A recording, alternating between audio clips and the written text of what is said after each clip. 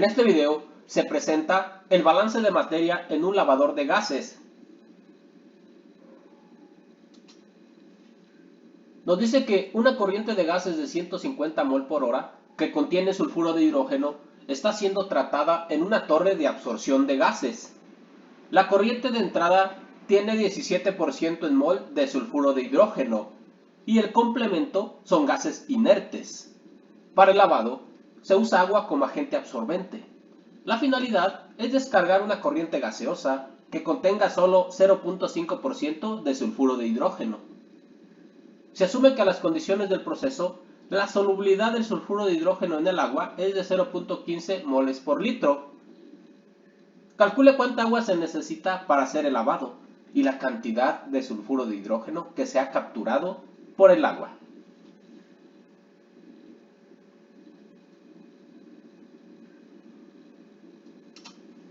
Para resolver el problema, lo primero que se debe hacer es dibujar el diagrama del proceso. Se observa entonces que ingresa la corriente de gases sucios, la cual contiene 17% de sulfuro de hidrógeno, o lo que es equivalente, una fracción mol para este componente de 0.17. El complemento para los inertes es de 83% en mol, o bien una fracción molar de 0.83. El flujo de agua que se va a utilizar está ingresando a través de la corriente N2, cuya composición molar o fracción molar es igual a 1, ya que se asume que es agua pura. A través de la corriente 3 están saliendo los gases lavados, aquellos que solo tienen 0.5% de sulfuro de hidrógeno, o bien una fracción molar de 0.005. Por supuesto, el complemento de esa corriente tiene una composición de inertes de 0.995 en fracción mol. Finalmente, a través de la corriente N4 sale el agua con el sulfuro de hidrógeno capturado.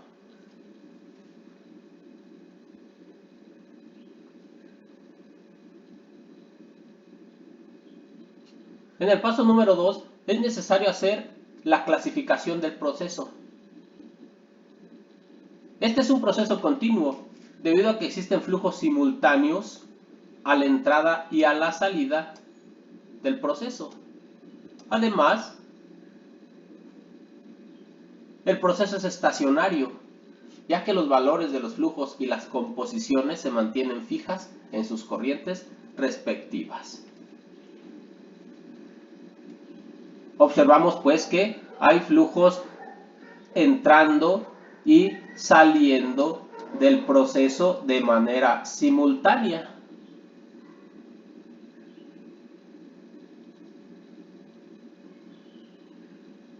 Estos flujos, así como las composiciones, se mantienen constantes en sus corrientes respectivas.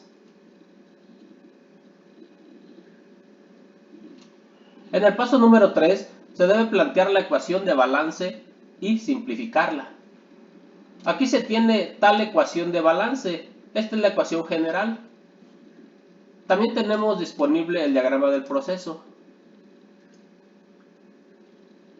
Como se dijo antes, este es un proceso continuo en estado estacionario, por lo tanto no hay acumulación en él. Asimismo, debido a que no hay reacciones químicas, en los términos de consumo y generación se quitan de la ecuación, quedando entonces esta expresión para el balance de materia. Las entradas son iguales a las salidas.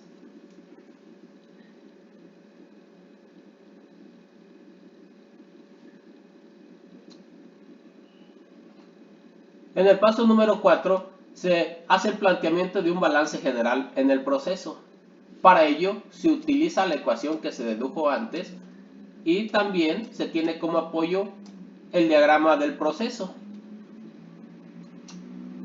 Debido a que es un balance general, este es contemplando las corrientes totales del proceso, N1, N2, N3 y N4.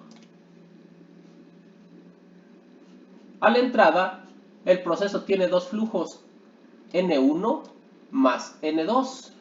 Esas son todas las entradas totales que tiene el proceso.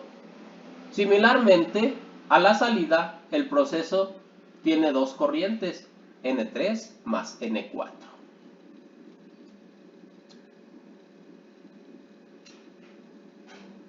De estas cuatro corrientes, la única que se conoce es N1, por lo que esta ecuación no nos permite resolver el balance por ahora.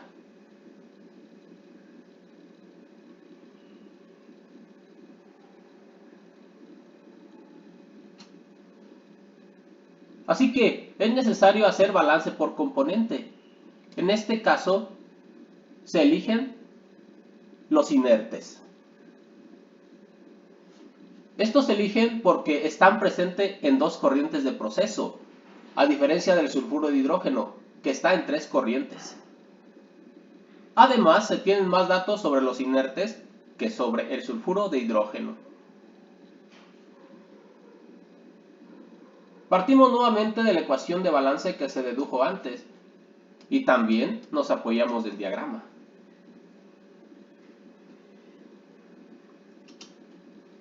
Se observa pues que los inertes están presentes en la corriente N1 y también en la corriente N3. Así que a la entrada, el flujo de inertes se obtiene multiplicando el flujo de la corriente N1 por la composición de inertes en esa corriente. Es la única entrada que hay. Eso es igual a la salida. La única salida que tiene inertes es N3. Por lo que al multiplicar la corriente N3 por la composición de inertes en esta, nos da el flujo de inertes. Con esto se consigue calcular el flujo N3.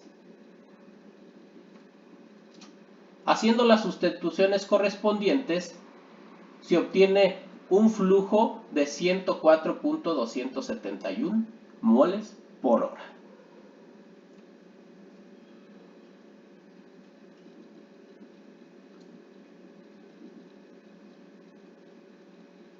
En el paso número 6 se plantea el balance por componente para el sulfuro de hidrógeno. Nuevamente aquí está la ecuación de balance y también se tiene disponible el diagrama del proceso.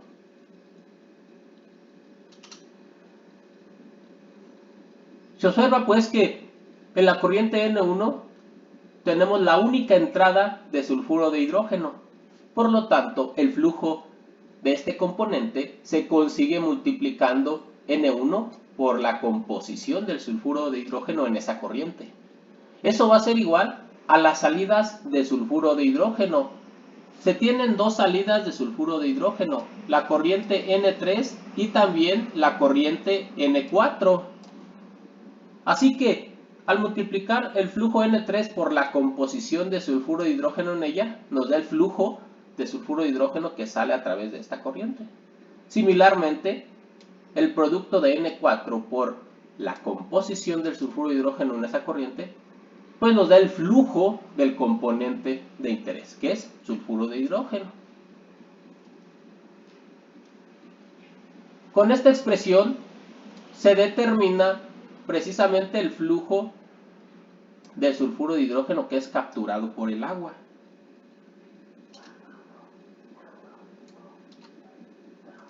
Aquí se tiene la expresión que permite calcular pues el flujo de sulfuro de hidrógeno capturado por el agua.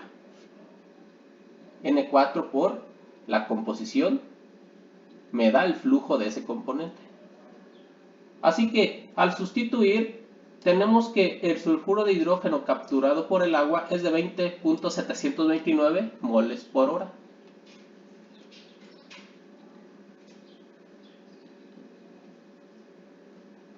En el paso número 7 se plantea un balance por componente para el agua.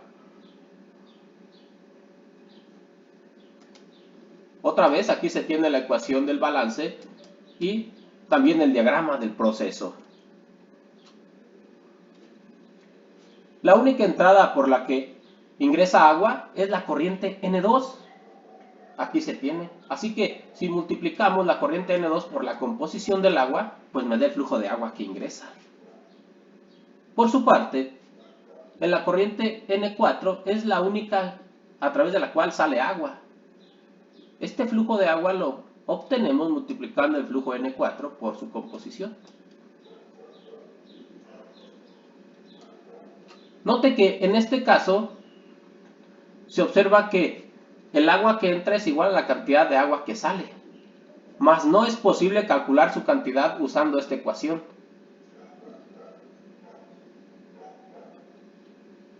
Ya que únicamente conocemos esta composición, más no las otras, más no la otra ni los flujos. Así que el cálculo de la cantidad de agua lo hacemos en el paso número 8. En este caso, la cantidad de agua se determina usando la información adicional que se nos da en el problema, tal como la solubilidad del sulfuro de hidrógeno en agua.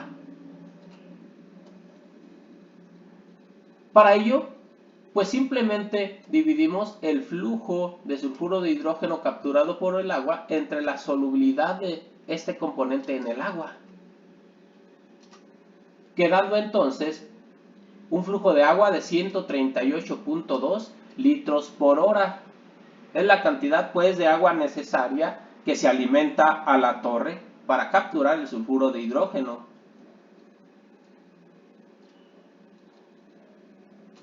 En el paso número 9 simplemente se resumen los resultados. Tenemos pues que el flujo de moles capturado por el agua es de 20.729 mol por hora, mientras que la cantidad de agua utilizada fue de 138.2 litros por hora. Por su atención, muchas gracias.